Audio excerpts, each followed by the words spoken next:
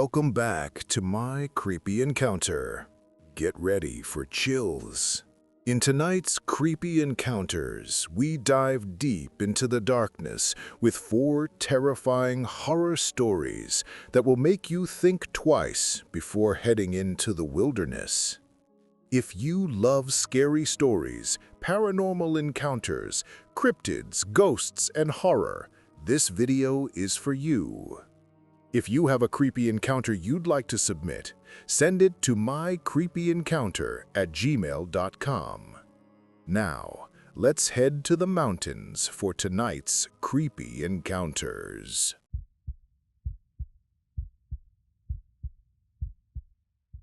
Mountain Road Terror. The old jukebox at the Crooked Pine was playing a song I didn't recognize, its melancholy tune drowned out by the rhythmic drumming of rain against the windows. Nestled a few miles up a winding mountain highway, the bar was usually my Friday night sanctuary, a place of easy laughter and familiar faces. But tonight, a dull throb had settled behind my eyes, and a wave of nausea soured my stomach. It was time to go. "Leaving so soon, Clara?" Mark the bartender asked as I slid my half-finished drink back. "Not feeling my best," I admitted, pulling on my jacket. "Just want to get home to my own bed." He nodded in understanding. "Drive safe. The fog's rolling in thick tonight." He wasn't kidding. The moment I stepped outside, the damp, chilly air clung to me. The world beyond the bar's neon glow was a murky soup of fog and drizzling rain. I hunched my shoulders and made a quick dash to my car, the gravel crunching under my boots. The drive down the mountain was always a little treacherous, but tonight it felt downright ominous. I turned the heater on full blast, shivering as I navigated the first few hairpin turns. The asphalt glistened under my headlights, the yellow lines disappearing into the soupy blackness ahead. My world had shrunk to the small, illuminated bubble of my car. It was just me, the winding road, and the ghost-like silhouettes of pine trees emerging from the mist. That's when I first saw it in my rearview mirror, a pair of high, round headlights cutting through the fog.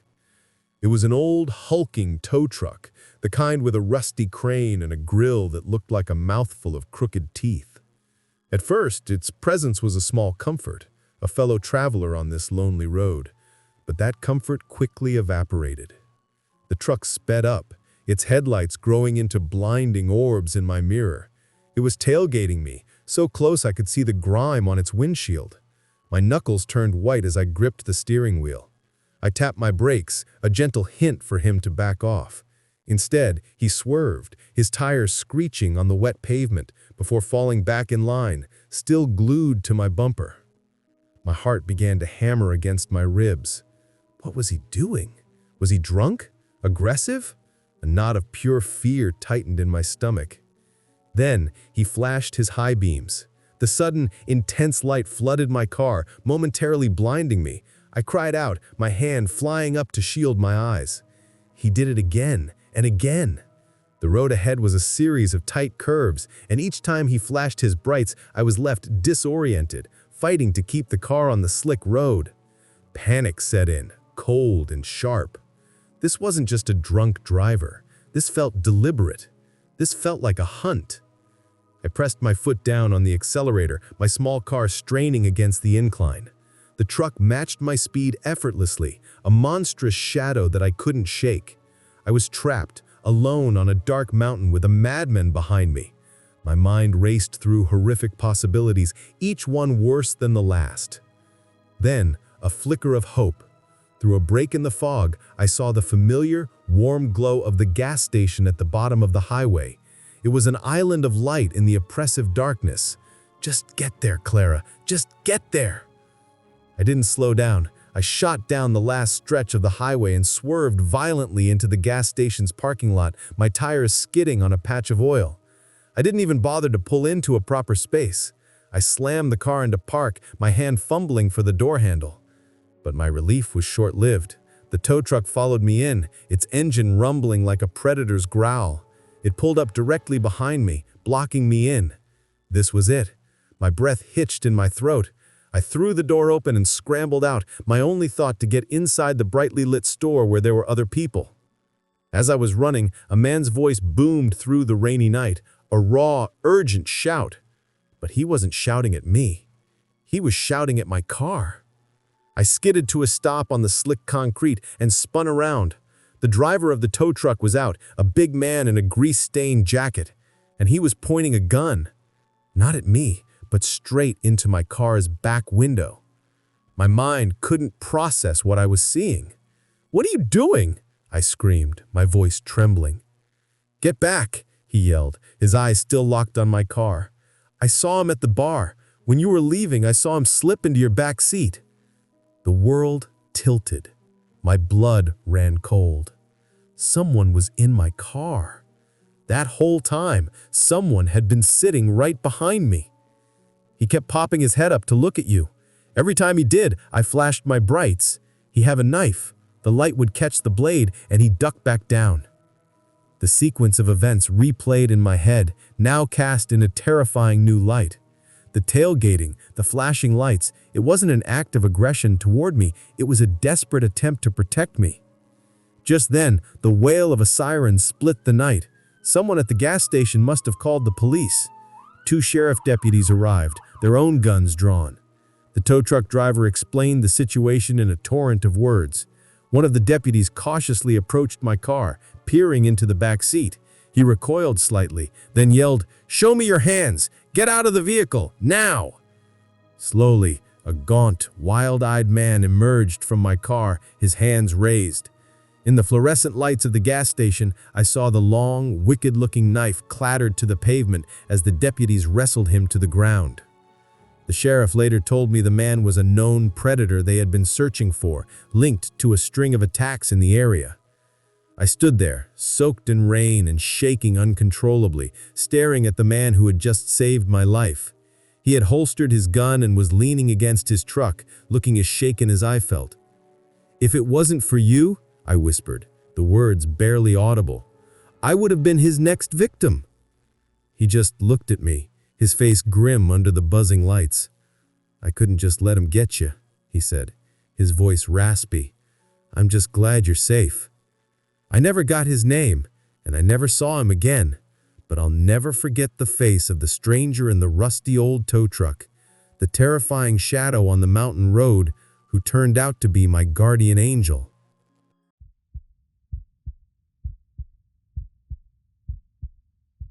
The Black Beast of Snake Mountain. The fog was a shroud over the Addison County flats, a ghostly breath that clung to the barren November farmlands. It was 1996, and the icy wind that rattled the windows of my old Subaru felt like it was trying to claw its way inside. My girlfriend, Chloe, was asleep in the passenger seat, her head resting against the cold glass. There's a strange melancholy to late fall in Vermont, a raw vulnerability in the landscape as it waits for the first heavy snow. It's the perfect time for an adventure, for chasing away the gloom. As the hulking, spine-like form of Snake Mountain loomed ahead of us, a dark shape in the gray rain, I felt that familiar, thrilling pull of the unknown. There's always been something mysterious about Snake Mountain. It just erupts from the pancake-flat Champlain Valley, a 1,200-foot-tall monadnock that feels ancient and isolated. It's not famous, not a place you see on postcards, which is exactly why we were there.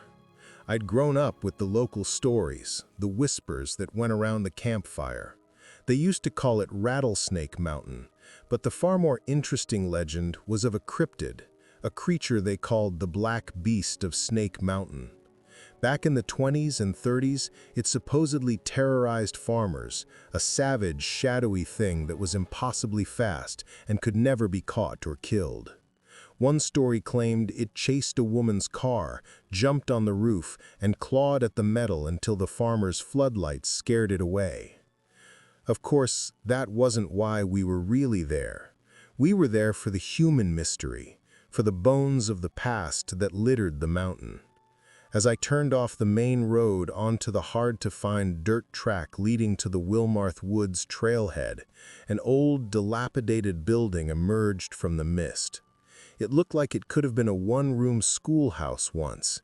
Now it was boarded up tight. "We here?" Chloe mumbled, stretching as I killed the engine.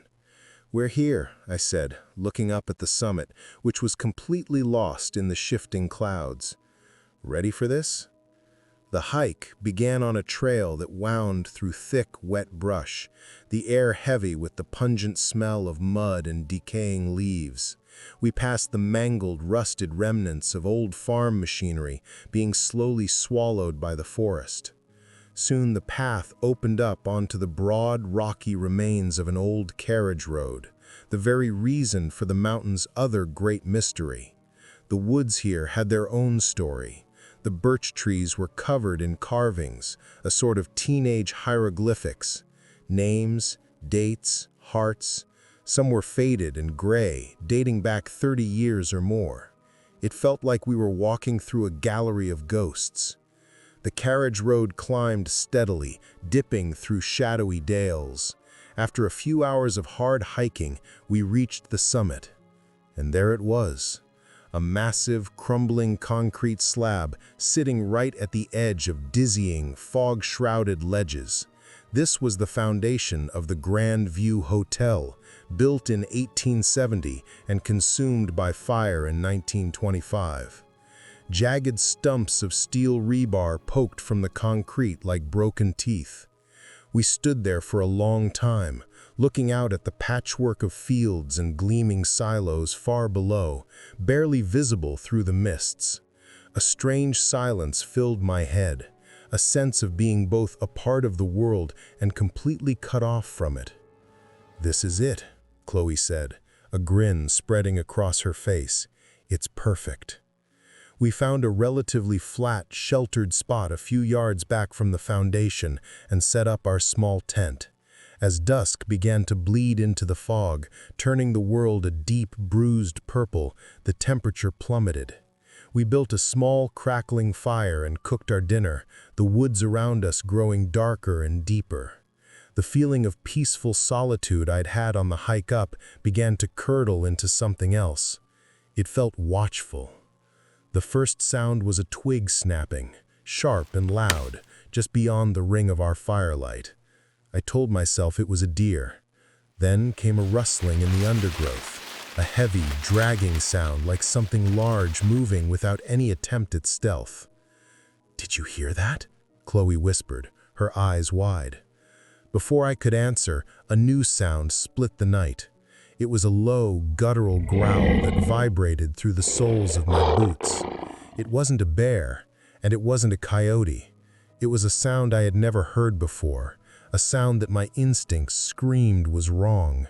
The stories of the black beast, which was a fun bit of folklore on the drive up, now felt chillingly real. We both stared into the impenetrable darkness beyond our firelight. And then we saw it. Not clearly, but a shape, a mass of blackness that was darker than the night, moving with an unnatural speed at the edge of the clearing. It was huge. It disappeared behind a thicket of trees, and for a moment there was only the sound of the crackling fire and our own ragged breathing. Then came the sniffing, loud, wet, snuffling sounds circling our campsite. A claw scraped against a rock. My heart hammered against my ribs. This wasn't just an animal. The way it moved, the way it circled us felt intelligent, malevolent. It was hunting. "We have to go," I said, my voice a strained whisper. "Now." We didn't hesitate. We abandoned everything, the tent, our packs, the dying fire, and scrambled back towards the carriage road. We plunged into the darkness, armed with only one small flashlight, its beam cutting a weak, bouncing tunnel through the oppressive fog. We hadn't gone 50 feet when we heard it behind us, crashing through the woods. It wasn't running, it was bounding, covering ground with an impossible, terrifying speed. Branches as thick as my arms snapped like twigs.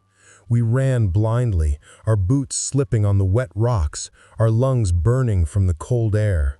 The guttural breathing was right behind us, a wet and ragged sound that was not even remotely of this world.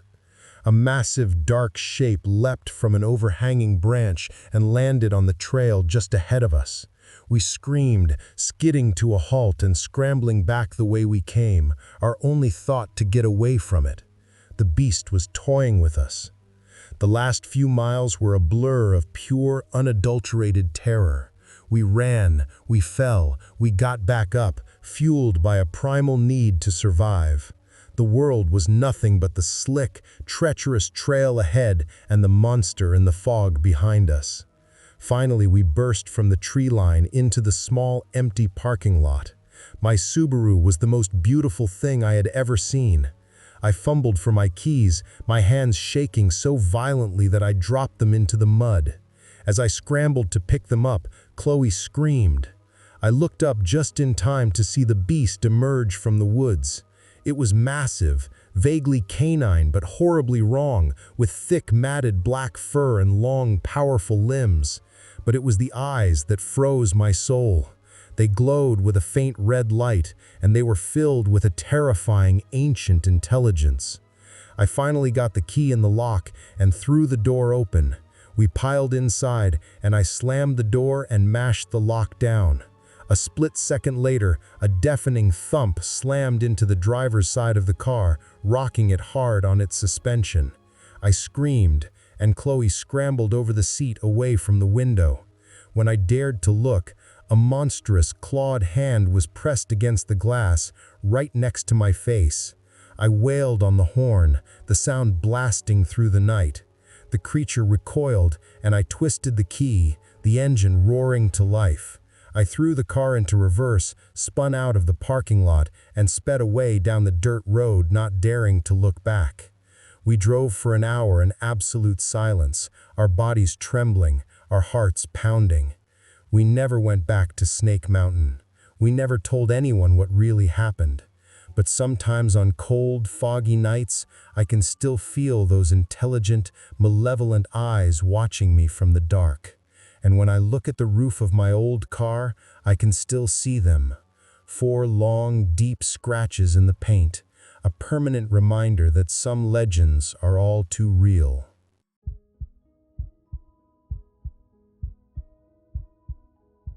The Lantern Man. The fog came down from the mountains that night like a shroud.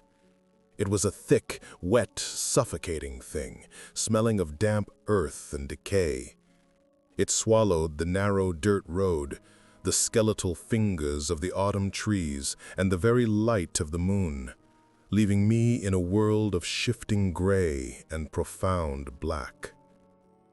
My name is Elijah, and I've lived in these West Virginia hills my whole life. I know the paths like the lines on my own hand. The 15-mile trek from the town of Hemlock to my cabin is a walk I've made 1,000 times, but never on a night like this. Business with the lumber company had kept me late, and the sun had bled out behind the peaks hours ago. Now the rain, which had been a miserable drizzle all afternoon, was starting to come down in earnest, turning the path into a slick, treacherous morass of mud and unseen puddles. Every sound was amplified and twisted by the fog. The drip of water from a branch sounded like a footstep behind me. The groan of a tree in the wind sounded like a mournful cry. I was utterly, hopelessly lost. Panic, cold and sharp, began to prickle at the back of my neck. In these mountains, getting lost at night, especially in a storm, could be a death sentence. It was in that moment of rising despair that a voice, calm and familiar, cut through the oppressive silence. "Elijah, you're a long way from home, ain't you?" I spun around, my heart hammering against my ribs. Through the swirling mist, I could see a soft, yellow glow. As it drew nearer, I saw the shape of a man holding an old kerosene lantern. The light cast a small, blessed circle on the muddy ground, and in its halo stood Caleb, his weathered face etched with concern. Caleb was a good man, a farmer who worked a small plot of land a couple of miles from mine. I'd known him for 20 years. When his only daughter, Grace, was getting married the spring prior, the crops had been bad and money was tight. I had enough to spare and lent him what he needed without a second thought. He was a proud man, and I knew the debt weighed on him, but his gratitude was immense. Seeing him now felt like a deliverance. "Caleb, Lord, am I glad to see you," I breathed, the words catching in my throat. "I'm turned all around. This fog." "It's a bad one," he agreed, his voice steady. "The devil's own breath, my pa used to call it. Come on, I'll see you home. I know the way from here, dark or not." He gestured with his head. "You walk on ahead. I'll hold the lamp back here so you can see the path in front of you." He paused, and his next words were spoken with a strange, quiet firmness. "Just do me one kindness, Elijah. Keep your eyes forward. Don't look back at me. The light plays tricks in this soup, and I wouldn't want either of us to lose our footing." It was an odd request, but I was in no position to argue. The relief of being found, of having a light to follow, was so overwhelming that I would have agreed to walk backward if he'd asked. I nodded, turned, and began to walk, placing my feet carefully in the small circle of light that danced before me. For a long while, the only sounds were the squelch of our boots in the mud and the steady hiss of the rain. The silence began to feel heavy, and I tried to break it. "How's Grace doing?" I called over my shoulder. "And that little grandson of yours?" There was a pause. For a moment I thought he hadn't heard me over the wind. Then his voice came back, flat and distant. "They're fine." "Crops coming in all right this year?" I tried again. "Fine." His answers were clipped, empty. It wasn't like Caleb, who could talk your ear off about the weather or the price of feed. I chalked it up to the foul night and the need for concentration. We walked on. I talked, filling the silence with pointless observations about the rain, the roads, the goings-on in town. He never offered more than a one-word reply. A deep, unnatural chill began to seep into my bones, a cold that had nothing to do with the wet air. It seemed to be radiating from behind me, a palpable wave of ice. The light from the lantern was also strange. It never wavered, never flickered. It was as constant as a star, casting a perfect, steady circle on the ground, no matter how rough the terrain. A real flame would have danced and sputtered in the wind and rain. The urge to look back became a physical torment. Every instinct screamed at me to turn, to see the face of the man who was guiding me. But his warning, spoken with such quiet gravity, held me fast. "Don't look back at me." Finally, through the gloom, I saw it, the dark, familiar silhouette of my own cabin. We had reached the edge of my property. I stopped, my shoulders slumping with a relief so profound it almost buckled my knees. The circle of light stopped with me. "I can make it from here, Caleb." I turned to thank him, my heart full of gratitude. But there was nothing there. The path behind me was empty. The light was gone. I was alone, plunged back into the disorienting darkness, the fog pressing in on all sides. A primal fear, colder and deeper than any I had felt before, seized me. I scrambled the last few yards to my door, fumbling with the key, my hands shaking uncontrollably. Once inside, I slammed the door shut and leaned against it, gasping for breath. My own lamp was on the table, and with trembling fingers I managed to light it, chasing the terrible shadows back into the corners of the room. As my sanity slowly returned, I tried to make sense of it. He must have been in a hurry, turned off his lantern, and slipped away before I could even thank him. It was strange, but it was the only explanation I could find. Just as I was about to collapse into a chair, the old phone on the wall let out a shrill, piercing ring that made me jump out of my skin. No one ever called this late. I picked up the receiver, my hand still slick with cold sweat. It was Caleb's wife, Martha. She was weeping, her voice broken by great heaving sobs that I could barely understand. "Elijah, oh Lord, Elijah," she cried. "Martha, what is it? What's wrong?" Her next words struck me with the force of a physical blow, freezing the very blood in my veins. "It's Caleb," she wailed. "His heart, it just gave out on him this afternoon, right around sundown." The phone slipped from my grasp and clattered to the floor. I stared out the window into the black, swirling fog. Sundown. That was hours ago. Hours ago, a familiar voice called my name in the dark. Hours ago, a steady, unwavering light guided me home. It wasn't a man who had shown me the path through the storm. It was his spirit, his debt, a promise kept from beyond the grave. And I had walked right in front of it, led through the darkness by the ghost of a grateful friend. The cold I had felt on the path wasn't from the rain. It was the chill of the world beyond.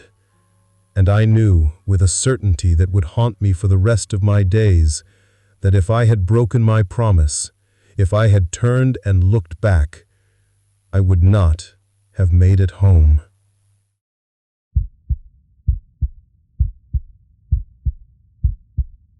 The voice in the fog. The fall of '78 was one of the wettest and coldest I can remember in the mountains of western North Carolina.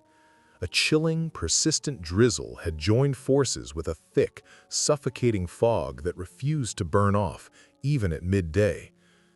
It was the kind of weather that kept most sensible people indoors, but for me, it was an invitation. I craved the profound solitude of the Raven Fork Trail, a grueling 12-mile loop that snaked deep into the Nantahala National Forest. The fog and rain meant I would have it all to myself. The trail was my church, my testing ground.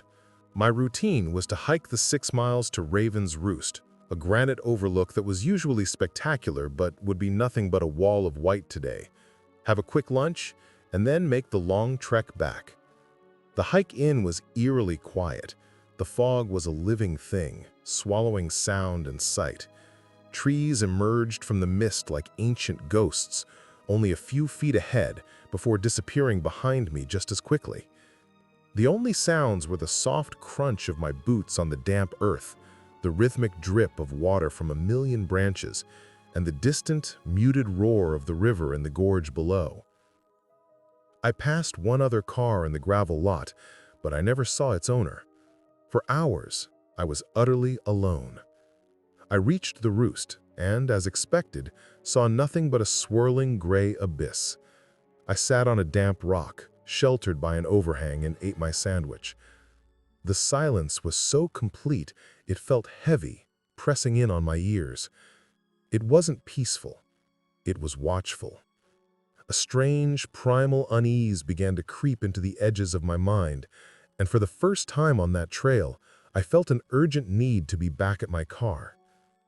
I packed up and started the 6-mile journey back, my pace quicker, more determined. The fog seemed to have gotten even thicker. the world shrinking to a tiny, claustrophobic circle around me. A couple of miles in, I reached the long, wooden bridge that spanned the Raven Fork. The river below was a churning, invisible fury, its roar amplified by the gorge below. I paused halfway across, leaning against the damp railing for just a moment to catch my breath. That's when a sound cut through the noise of the water. "Sarah?" My head snapped up. It was a whisper, almost lost in the fog, but I knew that voice better than my own. It was my mother's. A cold wave of confusion washed over me. Impossible. My mother was at home, 2 hours away, nursing a bad knee. She couldn't be here. It had to be the wind, the river playing tricks on me. I pushed off the railing and started walking again, much faster now. The feeling of being watched intensified into a certainty. The woods were no longer neutral. They felt hostile, predatory. I had just stepped off the far end of the bridge when I heard it again, louder this time, much clearer. "Sarah, honey, wait for me!" The voice came from behind me, from the other side of the river I'd just crossed, echoing from deep within the foggy woods. My blood turned to ice. It was my mother's voice, her exact pitch, her cadence, the gentle lilt she always had. But underneath it, there was something horribly wrong, something hollow and ancient and deeply, deeply hungry. My grandmother's stories, the ones she told in the Cherokee tongue on long winter nights, slammed into my mind. Stories of things that lived in the deep woods, things that could steal a voice, wear it like a mask to lure you from the safety of the path. A skinwalker. The word was a physical blow, knocking the wind from my lungs. I didn't wait to hear it a third time. I broke into a clumsy, frantic run. My heavy hiking boots slipped on the wet rocks and roots, and my breath came in ragged, burning sobs. Then I heard the sounds of pursuit. Not the voice anymore. It was something else, a heavy, crashing sound from the trees just off the trail, keeping perfect pace with me. It was the sound of something large running on 2 legs, snapping branches as thick as my wrist with effortless power. It was unnaturally fast. I could hear a low, guttural breathing, a wet and ragged sound that was not even remotely human. The last few miles were a blur of pure terror. I ran blindly, fueled by adrenaline, tears, and rain streaming down my face. Every rustle of leaves, every snap of a twig sent a fresh jolt of fear through me. The world was nothing but the slick, treacherous trail ahead and the monster in the fog behind me. I finally burst from the tree line into the small, empty parking lot. My little Ford Maverick was the only thing there, a tiny island of safety in a sea of dread. My hands were shaking so violently that I dropped my keys twice before I finally managed to jam one into the lock. I threw myself inside, slammed the door, and mashed the lock down with the palm of my hand. A split second later, a deafening whoomp slammed into the driver's side of the car, rocking it hard on its suspension. I screamed, scrambling over the seat to get away from the window. When I dared to look, there was nothing there. Just a long, fresh scratch in the paint and the gray, silent fog swirling against the glass. The woods were quiet again. I don't know how long I sat there, my heart hammering against my ribs, before I could make my hands stop shaking enough to start the car. I drove away from that place and have never been back. I don't know for sure what was chasing me that day, but I know that I heard my mother's voice, and I know that whatever was wearing it did not want me to get away. Thanks for watching. What whispers do you hear when the lights go out? If you have a creepy encounter you'd like to share, you can send it to MyCreepyEncounter@gmail.com. If you've had a moment when the world felt just a little bit wrong, leave a comment below. Until next time, stay safe and remember, you're never truly alone out there.